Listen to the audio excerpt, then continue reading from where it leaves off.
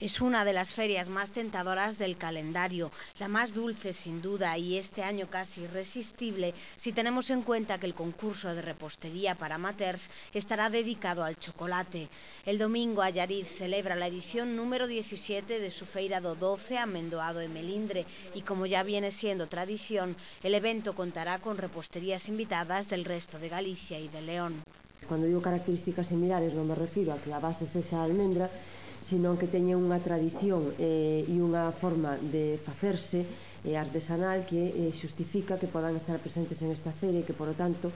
ademais da promoción dos produtos de Allariz, aquí se poda facer unha mostra tamén de produtos artesanais que se siguen facendo, artesanais e de tradición, que se siguen facendo en outras localidades. En total serán 13 puestos que a lo largo de todo el día ofrecerán degustaciones de sus productos. Este año además repite el obradoiro para los más pequeños.